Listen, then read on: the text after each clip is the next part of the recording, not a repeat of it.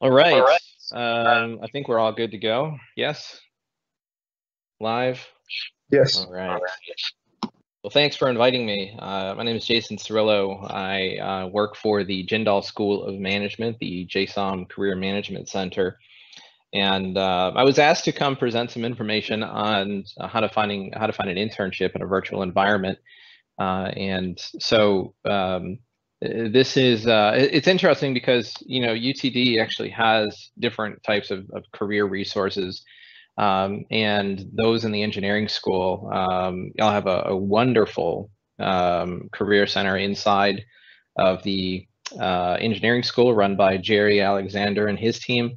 And then also you have some great resources over in the University Career Center, which is over in the Student Services building, but they're all doing stuff virtually.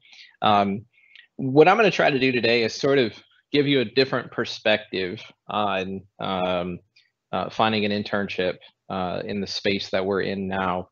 I'll talk a little bit about resumes and things like that, but outside of saying, hey, find some technical projects and things like that, I'm going to try to give you a sort of a different perspective on some of the tools available to you, some of the strategies that you may want to put to use, especially in the environment that we're in right now. So I'm going to go through some slides here. Please let me know if for some reason you're unable to see the slides. I've always had some trouble, with presenting stuff through Teams. So let me know if there's any glitches, and I'll just restart it here.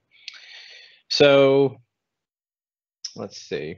What we're going to do is I'm going to talk about first what's going to be happening here in 2021. Now, NACE is that stands for the National Association of Colleges and Employers, and they're a wonderful organization that UTD is a part of, as well as many of the Fortune 500 companies out there, a lot of the ones that are going to be hiring you someday.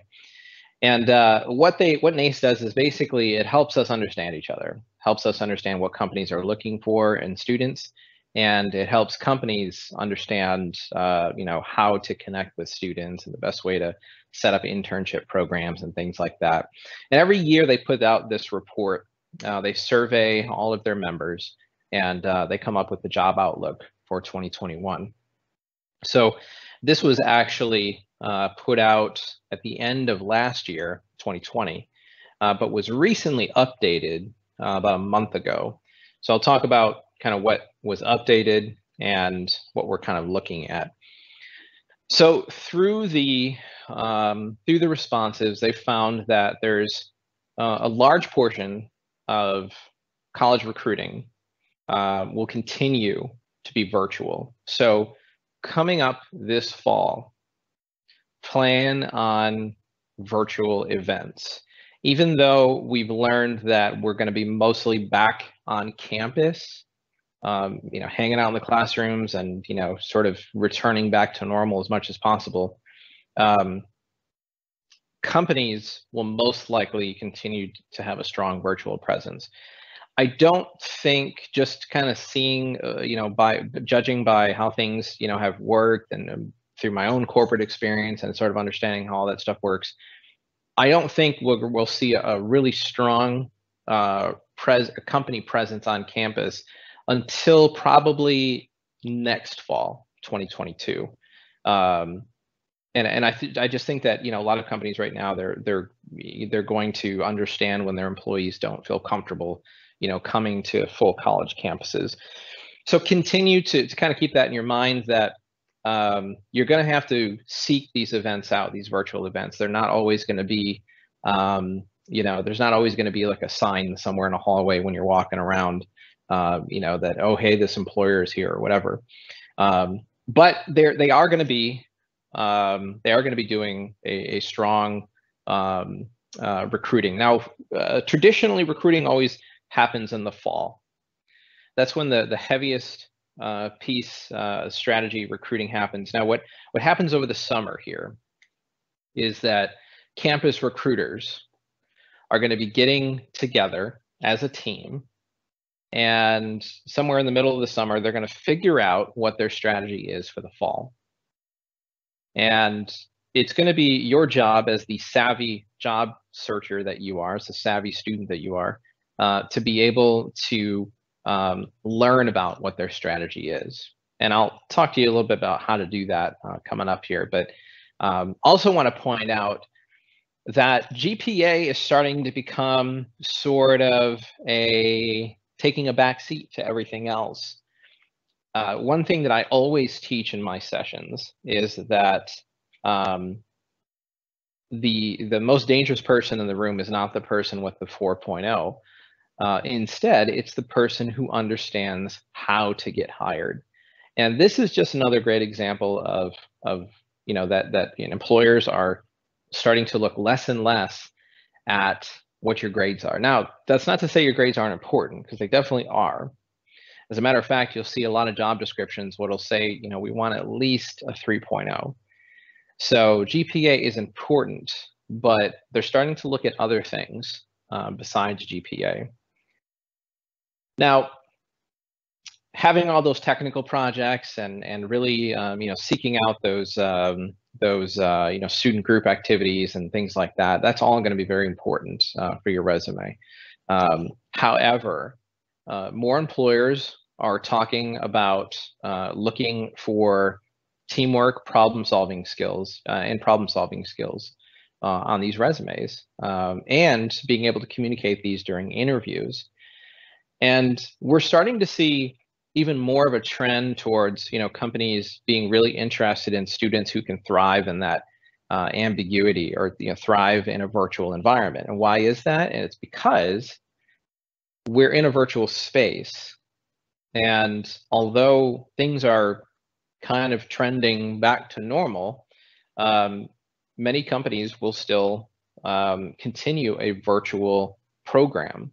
We're going to have a lot of virtual internships coming up here in the summer, and for the fall, we'll probably continue to have virtual internships, and sometimes even next year. Now, here's the thing: a lot of companies, which I'm sure you've read out there, have even said that their people are going to just continue working from home for as long as they want to. So companies are starting to think ahead, and they're starting to say, okay, we need to find some students that are really comfortable in this virtual space. They're really good at working in teams, and they're really good at problem solving. Because when you're going to be working virtually, typically by yourself, something might come up, and you're going to have to deal with that yourself, because it may not be as easy to get in touch with somebody. Verbal communication is also one of those things that is going to be really important to not only demonstrate on your resume, but also during your job interview. Now, again, when we're talking about these technical resumes and things like that, having those technical skills on there is important, absolutely. But again, companies are continuing to look for these extra things, these differentiators. What is going to make this person stand out? Now, by the way, how do you show verbal communication skills on a resume? Well, you can talk about presentations you've given, right? That's one example. Or where you had to communicate things to a leader or to other team members. That's another way to show verbal communication skills on a resume. So they are looking for that, and especially in this virtual space, in these virtual interviews, communication is much more important, because we lose that in-person connection. We're not actually there with them anymore. I thought this was really interesting, that they're starting to seek more creativity on resumes. Now, that's not to say that they're seeking creativity on like resume templates. So it's not to say that they are looking for more flashy graphics or fancy colors or things like that. But they're looking for, it's kind of like what we just talked about, the problem solving. They're trying to see, examples of where you had to get creative to solve a problem. And by showing that kind of stuff, that's the kind of stuff that can help differentiate you between someone else's resume. So what it comes down to, one of the biggest factors, and this is something that's kind of held true, is that if it's you and another UTD student, and you both have the same degree, same qualifications, same projects, all that stuff, but they have a previous internship, that is generally going to be the decision maker. Okay, that's what companies are continuing to say. And of course, if that person has already done an internship with that company, then that's pretty much a given at that point, right? So experience is going to continue to be important, but once again, it's not the only thing that's important. All right, there's many other things that kind of come into play. Additionally, your major, of course. If they're looking for a specific major, if they only list in their job description that they're looking for, let's say, computer science or computer engineering, and you have, I don't know, an electrical engineering degree or industrial engineering, they may not look at your resume. That may be another deciding factor. So really being specific, also taking on leadership positions. The question is, are you really involved in your student groups? How much of that have you actually taken on in your academics? Are you into the, in the consulting world, they often call it that fourth dimension. And what they're referring to is like, do you do more than just go to school and go home, right? I used to be a campus recruiter for HP, and that's actually how I got involved here at UT Dallas. I was always coming here, hiring engineering students, app developers and things like that. And I was once hiring for a cybersecurity intern down in our Houston office. And at the time, the manager told me, he said, I don't want someone that just goes to school and goes home. He was like, I want the person that goes to school and then afterwards they go home and like try to hack into the government. He's like, that's the type of person I'm looking for. Now, obviously, he's not really looking for someone who's trying to break into the government, but what he's trying to say is someone who's very passionate about their skills, that they're going even beyond the things that they're expected to do. So when it comes down to the top decision makers, let's say it's between you and another UTD student, and you're all lined up the same way, have the same degree, same classes, same projects. Here are the top 5 things that companies look at when it comes to making a decision. And this is based on the job outlook, the NACE job outlook. So number 1, of course, we already said that, has completed an internship with the company. All right. The biggest reason why companies hire interns, especially big companies, is so that they can create a talent pool to get you, to basically fill future positions. All right. They know that there's future full-time opportunities available. And as an intern, they can invest the time in you, the time and the money in you to train you up and then convert you. So if you already have an internship with the company, there's a good chance that you can get hired. It's not guaranteed, but there's a good chance you get hired, and you also have an advantage over others who are just kind of coming in off the street and haven't done an internship with that company. The next thing that they could look at is experience within the same industry. So let's say you are interviewing for American Airlines and you decided, or you came from an internship with Delta or something like that. That's going to be a big differentiator, right? Showing that you have that same industry experience. The next thing they're going to look at is major, right? Do you have the correct major? If they're looking for, again, a computer science or computer engineering, and you have a, electrical engineering, industrial engineering, you have something, different, that could be, the deciding factor between 2 candidates. Has held a leadership position. Where are you going to find leadership positions? One of the big things that students sometimes overlook is, their own student organizations.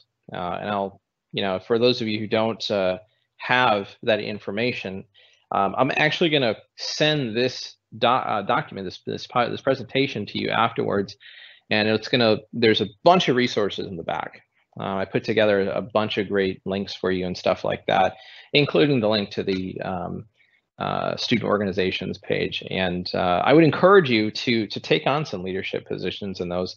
It's a great way, honestly, to not only build up your resume, but also to make connections when you're out there networking. And we'll talk about this LinkedIn in just a second here, but imagine you're on LinkedIn having a conversation. It's really nice to be able to say, oh yeah, I'm the president of the women in technology, or I'm the secretary of the National Society of Black Engineers, or something like that, right? The local chapter. So if you can take on one of those leadership positions, it's really going to strengthen your resume. And once again, these are from responses from some huge companies out there. These are the top things that they're going to be looking for as far as differentiating goes. Finally, the fifth one, general work experience. So don't discount your work experience you've already had. Okay, even if you've had a job at like Walmart or Whataburger or something like that, that's fine. Put it on there, make the use of that experience, make the most use out of that experience, and be excited about it, right? You've got to get rid of the sort of, the idea, I don't have any experience, and so therefore I'm not going to be able to get an internship. That is not true. That is a way of thinking that often, I think, paralyzes a lot of students into not wanting to even apply. They feel kind of stuck, right? How do you get experience when you don't have any experience? They want experience, but you don't have any experience, and they want it's sort of a weird conundrum, that you get stuck in there. But step number one is making sure that you make the very best of whatever experience you do have, and be excited about it. And we'll talk about the resume too, and how to kind of beef up what experience you do have to make it look the best possible way. Now, these are 10 most valuable brands of 2020. Now, and I know when we're out there thinking of where we want to work as interns, where we're applying to, of course, we're applying to the FANG companies, and we're looking at some of these big tech companies, and this is what I want to get into, and that's good and great. And I would encourage you to continue looking at companies like Google, Amazon, Microsoft, Facebook, Walmart, all that good stuff. But I would also encourage you to consider companies that you may not have considered in the past. There is a big event that happens every year, and it's called the Grace Hopper Celebration of Women in Technology. And it's something that I would encourage you all to go to. You don't have to be a woman in technology to go to it. It's actually a great event, and some top companies recruit from there. But one of the things that is interesting is, in my experience, so I was a campus recruiter for Allstate as well. And we actually had a booth, pretty cool booth, not as cool as like Google or like Walmart, which we were like right next to. Facebook was also a really cool booth. But we had a small little booth there, and I was working for Allstate, and we had our booth set up there, and we had students coming up to us during the career fair, and they were saying, are you guys here selling like car insurance? Why are you guys here? And so I would tell them, I said, no, actually, I'm actually hiring data scientists. I'm actually hiring data science interns. And it totally like blew their minds at first, because they were thinking to themselves like, I didn't even know you guys do that. So one of the cool things is, at the time, now things have changed since then. COVID sort of knocked a lot of things out of whack. But one of the things that definitely was interesting about Allstate at the time was that they were just building up these areas. So in other words, if you were hired on as like a data science intern, you were going to be part of a mostly new team that was sort of being like put together, and still kind of like defining like, what does data science look like at Allstate, right? What does data science look like at the in the insurance industry? What do how are we going to develop apps? Like I used to hire app developers there as well. How is creating taking Allstate, turning it from an insurance company into a technology company. So the students that we're hiring, both interns and full-time, they were part of this growth. And what was really interesting is that A, they are paying a lot of money, and B, to the interns and to the full-time hires. But B, their work was much more meaningful because it had such high level you get high level visibility, meaning that things that interns were working on were being seen by the CEO, right? Now, if you're working at one of these other huge companies, sometimes you don't get that opportunity. Sometimes you don't get that meaningful opportunity. And that's why I would encourage you that when you're out there in your job search, continue to look for different companies than what you would normally do. Of course, apply to these ones, but start to go beyond just that. And I've put some resources together for you. There's a lot of these lists, top internships and things like that. I've got some resources, some links for you at the end of this presentation, so you can definitely check that out. This is another thing that the link for you in the back. If you haven't joined or checked out some of these student organizations, it's a fantastic place to get involved. Now, as we talked about before, making sure that you're taking on a leadership position is going to be super important, because that is one of those differentiators that employers are looking for. But also it shows you, it puts you in that, that fourth dimension, like, are you doing stuff beyond just, the regular schoolwork and going home? So there, that's an opportunity to do that too. One of the big things about joining student organizations, and I like to teach things. When I teach things, I sort of teach it from the employer standpoint, because again, I come from the corporate recruiting world, so I sort of teach it from the recruiter's point of view. When I was a recruiter and we were hiring, as an example, I needed to hire, 10 app developers, 10 app, Java developer students. Okay. What was interesting is that I could either, sign up for a career fair, or I could look for certain student organizations and I could target the students specifically and set that up. So in other words, the job search is not always about going out and finding a job. Sometimes it's about making yourself more easily found by the people that are looking for you. So when you join a student organization, okay, you are sort of putting yourself in a place, in a spotlight. And a lot of times what you'll find, and you can, go through, the student organization's social media, you can maybe ask them for, some events that happened in the past. Take a look at what kind of, if any, take a look at what kind of companies have come there in the past. And that'll give you an idea of who's targeting this student organization. It's really neat because, you sort of get an inside, a real intimate perspective sometimes. We have, for instance, in the business school, some of the, the top 3 consulting firms in the world, McKinsey, Bain, and BCG, Boston Consulting Group. Bain, being the number 2 in the world, doesn't come to UTD to just sign up at a career fair. They will come specifically to talk to what we call the DMHP students, the Davidson Management Honors Program students. So you're going to find a lot of companies that are targeting really specific organizations. So it's important for you to understand that you got to align yourself with these organizations, and that way you're going to be more of a target for the companies that are looking for you, and they can find you a little bit easier.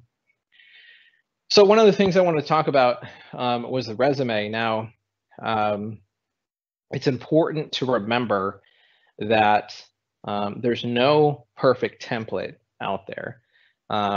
There's no, if anybody ever tries to sell you a template, a resume template, saying that it's guaranteed to get you an interview, guaranteed to get you a job, that's going to be false. There's no perfect one out there.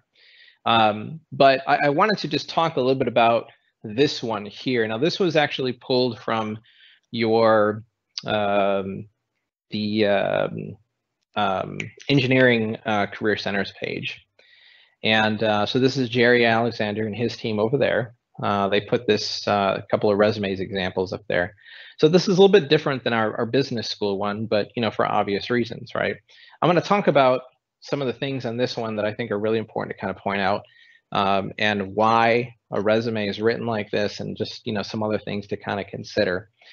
So obviously you want your name at the very top. That's going to be the deal breaker, right? You want to have that kind of up there.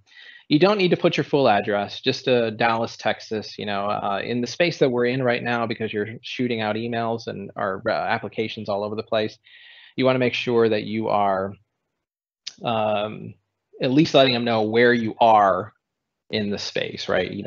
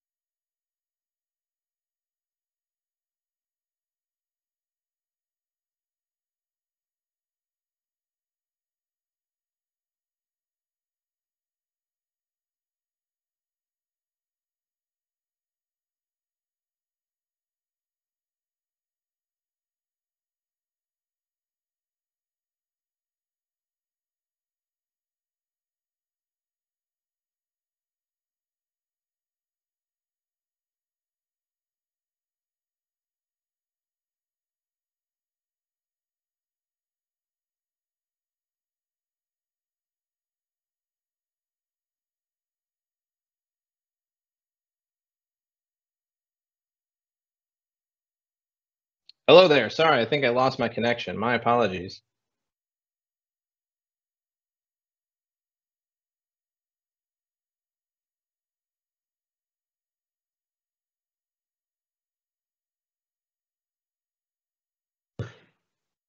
Yeah, Jason, it's still taking a little bit to pull up your presentation. All right, let me, much apologies for that. Let me reshare my screen here.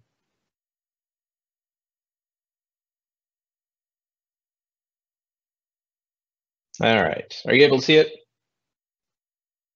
Yes. Okay, sorry about that. I love those technical difficulties. We're talking about I'm not really sure where it cut off there, but education up top is important. You want to make sure that we've got like a JP Morgan Chase event coming up. That's actually going to be, some of that is geared towards engineering students. They're going to be looking for engineering students as well. That's in Handshake. And they have that event live. The important thing is that they want to make sure that they are finding the UT Dallas students that they presented to, because there's a specific UTD event that they're holding.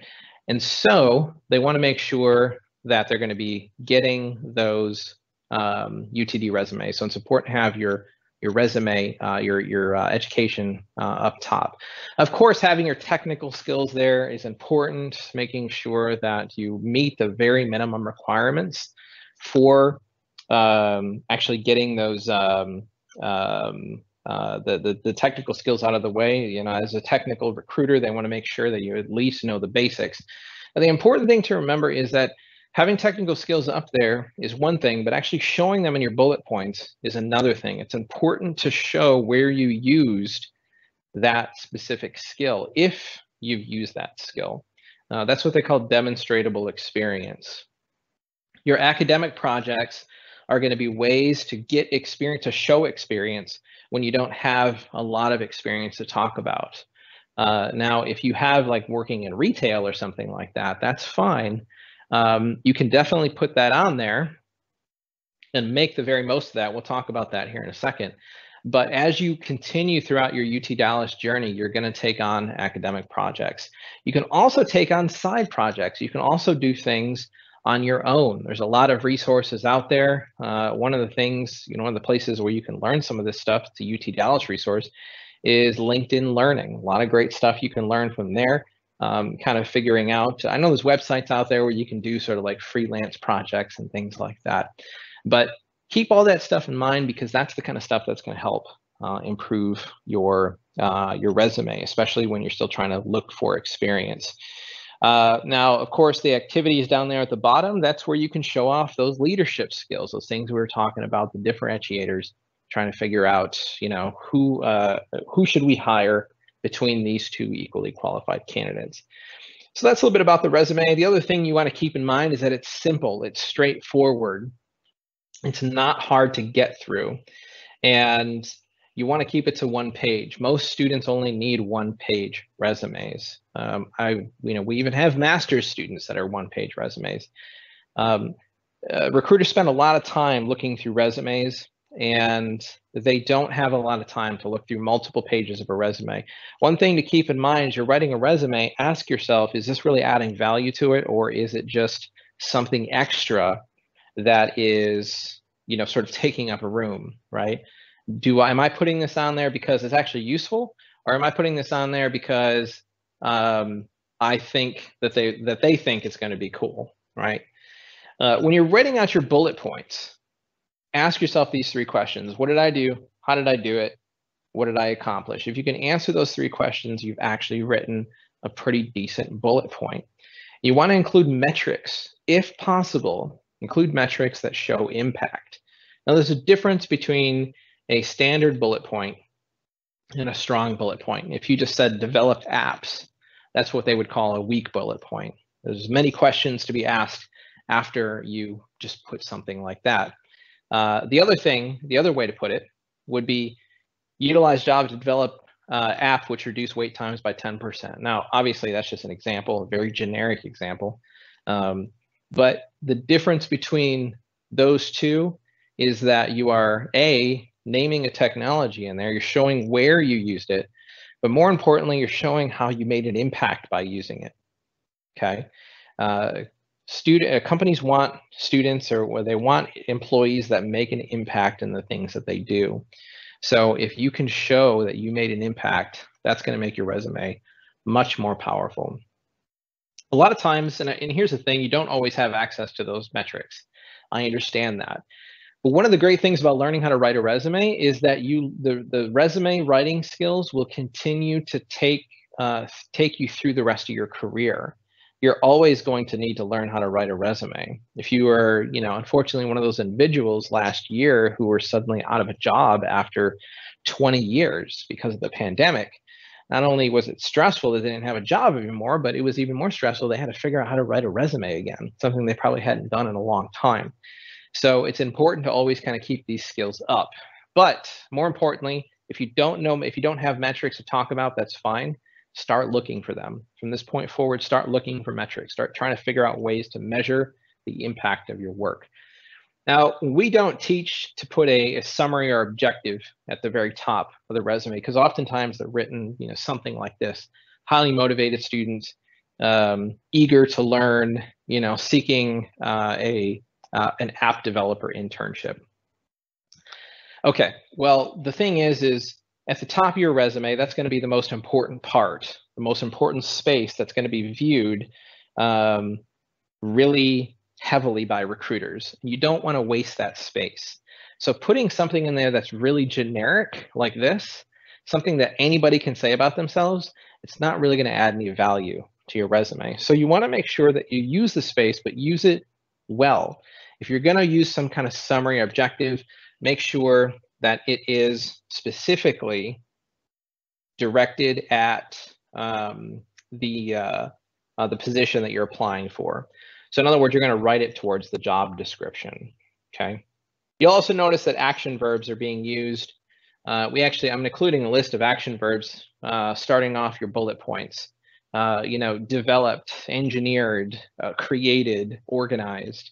Strong action verbs help when you're writing a resume, but more importantly, they help when you are reading a resume because it makes it sound strong.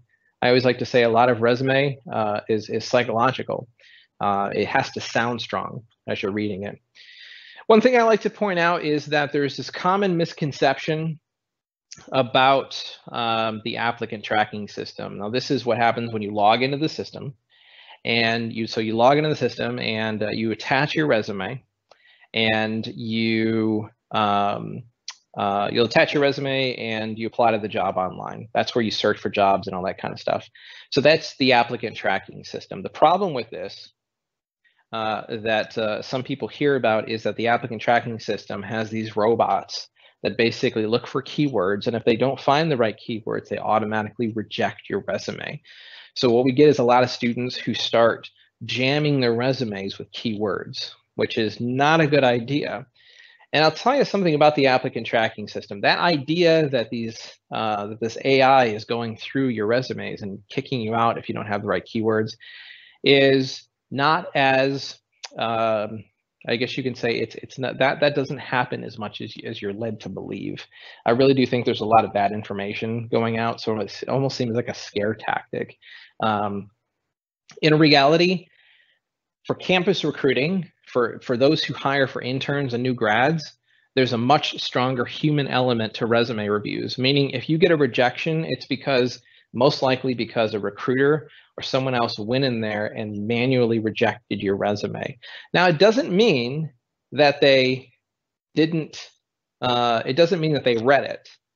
They may not have read the resume, okay? They may use the tools in the applicant tracking system to sort through candidates.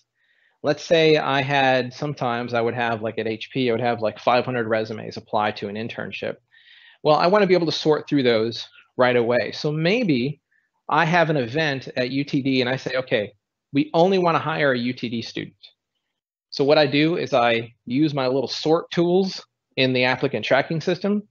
I sort and I filter out only the UTD students. The rest of the students, automatically get rejected. They won't even get looked at.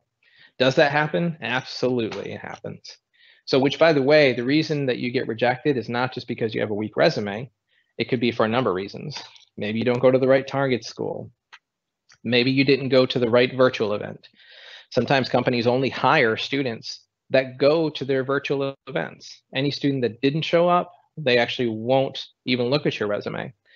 So two things to keep in mind about that. One, you can get rejected for many reasons, and it's not always just your resume, right? It's not always because you didn't have the right keywords and stuff like that. And secondly, there's a strong human element still to resume reviews. So the robots are not out to get you. And finally, something to keep in mind, 7 seconds, meaning on average about 7 seconds that a company or a recruiter will look at your resume before they move on.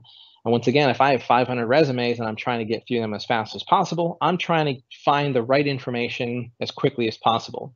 That's why resumes are one page. That's why they're very simple to read. And that's why the bullet points have to show impact very soon, right? That top half of the resume is going to be the most important part. That's why we don't include that generic summary or objective up top, because again, it's a waste of space. All right, a couple of things about LinkedIn. Make sure that you use your headline. When you come up in a search, you're going to actually come up as your picture, your name, and then your headline.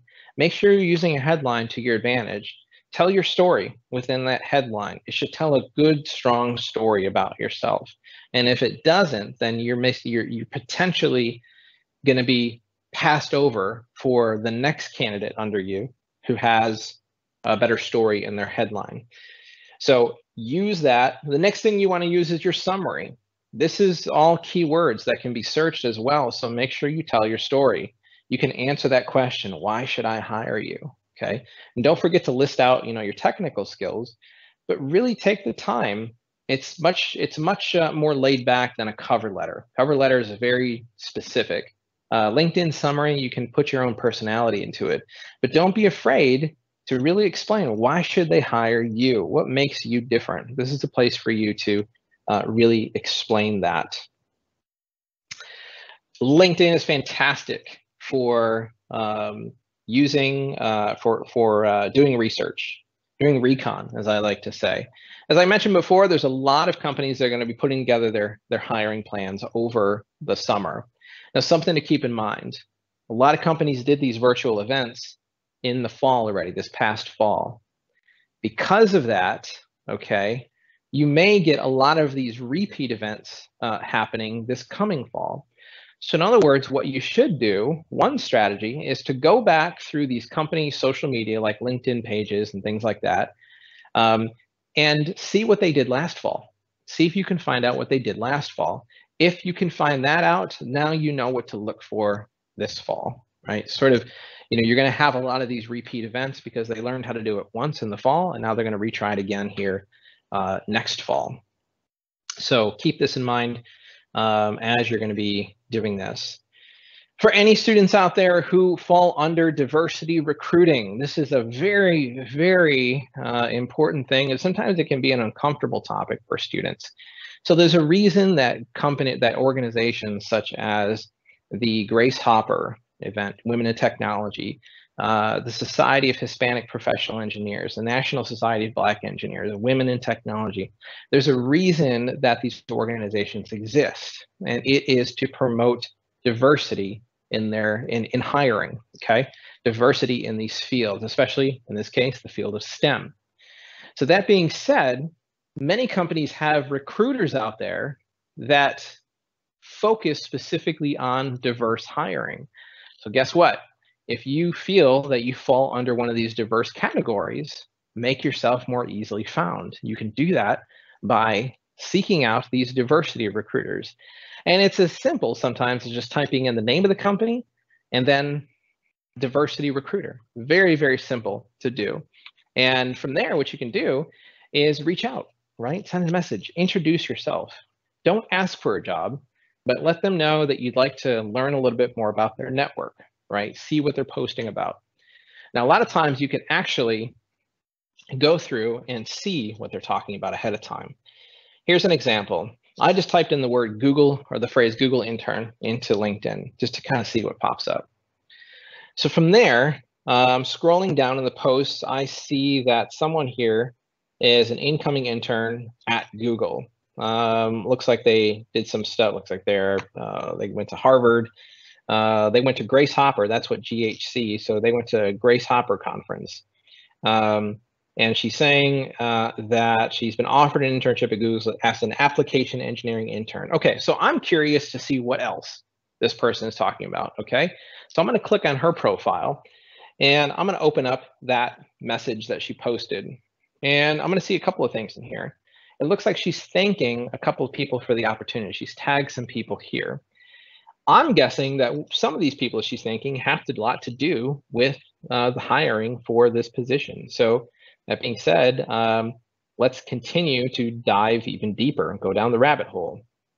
I clicked on Jocelyn's because it looked like she tagged Jocelyn. Jocelyn looks like she's part of the, she's a recruiter at Google. So what I'm gonna do is I'm gonna check out her activity. I'm gonna see what she's been talking about.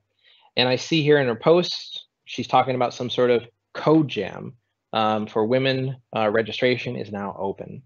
So that's an example of a deep dive search. What that means is that I've used Google to kind of go down the rabbit hole and use the networking functionality that's built into it to really see what companies are doing right now.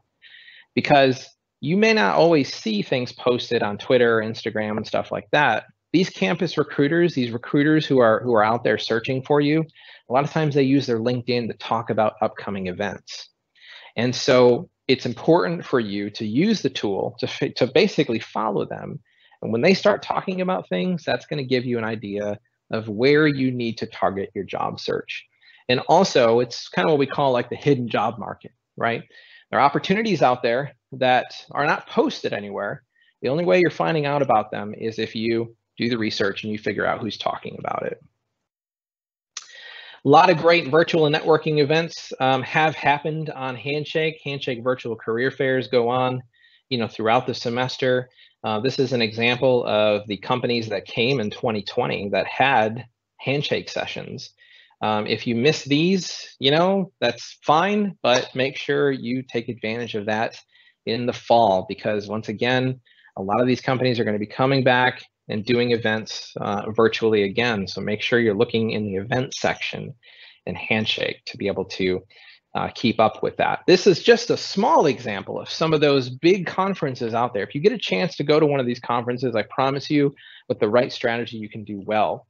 And if you'd like to talk about strategy, I'm happy to meet with you about that. But I included a big list of these things in this document so you can see that and kind of learn about some of these events that are coming up. I encourage, some of them cost money. So UTD covers, there's some scholarships available for some of them. Like I know Grace Hopper has a scholarship available for it for some departments. Go to these events. I promise you that you will have such a good time, even if this is a virtual event. But more importantly, when we get back to normal and these are in person, I promise you, you will have a great time at these events and you will make some wonderful connections and potentially find internships, because a lot of companies go to these events and they hire right on the spot because they've already spent so much money and resources getting there in the first place. They don't want to lose you once they meet you. So a lot of times you meet companies that hire right on the spot. One thing I'll say about, one tip I'll give quickly about searching and applying for jobs online, making sure that you fill out all the information that is in the job application. So if you're filling out an application online and it, asks you to attach your resume, and then it says, okay, attach your resume, now you have to fill out everything manually. Well, it's important that you actually fill out everything as well. I know it's kind of redundant, it's kind of annoying, but what's important there is that those fields that you're filling out, that's like hard data that the system can actually recognize. So as a recruiter, if I do a search in the system, it's going to have a hard time scanning your document, searching for that word in there, but it's going to have a much easier time if you just typed it to one of those little text boxes. So my biggest tip for applying online is to make sure you complete the entire application. You fill out those boxes, even if it lets you skip over them, fill out those boxes include all the relevant information, and that's going to make your application a lot easier to find. Okay. I've got some information at the end of this for informational interviews. I would highly recommend you start reaching out to some UTD alumni. I've given you a template that you can send out to them if you want to email it to them, or send them a message on LinkedIn, just some ideas on how to set up informational interviews. The idea is that you're just setting up short 10-minute conversations and potentially gaining information about how to get hired at that company, but also getting a great connection, someone who could potentially refer you in the future. So I highly recommend you start setting up those informational interviews. I know a lot of students have had a lot of success in doing that. And a big heads up to the virtual interviewing space right now. If you're not comfortable with virtual interviewing, HireVue is one of the premier tools that's used out there by companies to do virtual interviews. They also have the ability to use AI to analyze facial features and voice recognition and all that crazy stuff. Does that happen a lot? No, but the technology does exist. So HireVue is a big player in all of that. There are other companies who do video interview that provide that tool for companies, but get used to doing virtual interviews, whether it be a live one or a pre-recorded one. The pre-recorded ones are really hard because you're not actually talking to anybody. They just spit out a question, turn on your camera, and you record your answer. You got to get that practice in. Luckily, there's a great tool called Interview Stream that UT Dallas has given you access to. I include the link in the document here that we're going to send to you.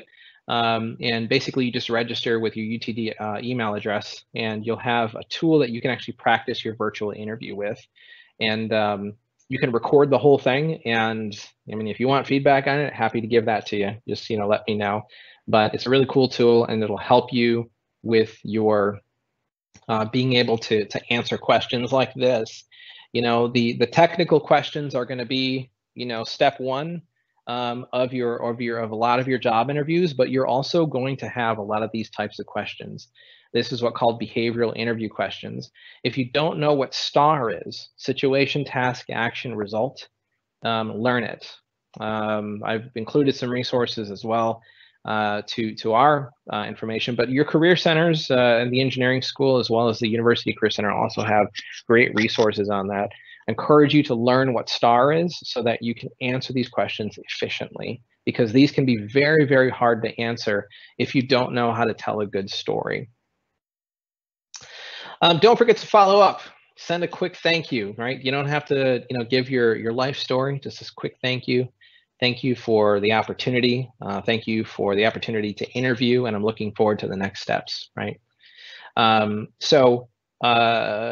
think that's pretty much all the information I had for you today. Once again, I've got a bunch of resources at the end of the thing. I'm going to send it out to you. I was trying to get it here. I know we had some technical glitches earlier, and I was trying to get it to the top of the hour here. So thank you so much for stopping along and inviting me. I think we're all set, right? Unless there are any questions. I don't know if we have any questions. Yeah, Jason, there's one question. Sure. The question is, how has COVID changed the industry this year for hiring? Well, it changed it definitely in 2020. But as I mentioned before, those NACE statistics, companies are going to be coming back again. Companies are planning on a strong fall presence for recruiting. As a matter of fact, I mentioned that they updated it in the spring, the job outlook. And last fall, the outlook for spring hiring, now, was, I forget what percentage it was, but it wasn't that great. They redid the survey, and it turns out that it increased dramatically. So that means that things are starting to look up in general for some of the top companies out there. Now, I did read, as just an example, that I believe Microsoft canceled their fall internships because they want to focus on their spring internships. So you may get companies like that here and there that are saying, hey, you know what? We tried to do this last fall. It wasn't as efficient as we thought it was. So we're just going to take a break, and then we're going to come roaring back next year, right? You may get situations like that as well. But overall, things are going to start coming back, and you got to be prepared for it. Definitely get ready to hit the ground running in the fall, but that's what these tools can be used for. Over the summer, you'll start to learn about what things are going to be happening. So by the time the fall hits, you pretty much know what to do. We have another last question. Sure. Any do's and don'ts of cover letters? So as the old saying goes, a cover letter will never get you the job, but it can always lose you the job. And the reason that they say that is because cover letters have to be very well written, because it's a demonstration of your written communication skills.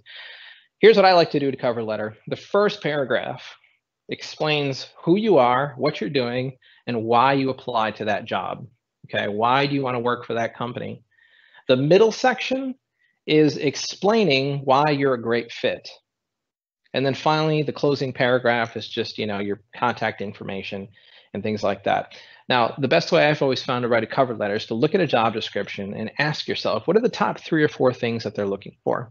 What do I feel like the big themes that are jumping off the page at me? Maybe they want someone who's really good at, Python. Maybe they want someone who's really awesome at communication and teamwork. So maybe it's just those 3 things.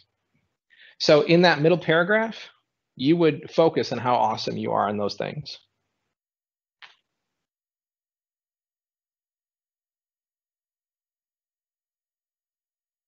Okay. Those are all the questions. Thank you so much. Hey, thanks for having me. I'll email this presentation to you. And please, anyone, if you have questions, feel free to reach out to me. I'm happy to help you out. Yeah, I'll post the resources in the hacker guide as well as the Discord. So the participants will have access to it. All right. Thanks, everyone. Much appreciated. Have a great weekend.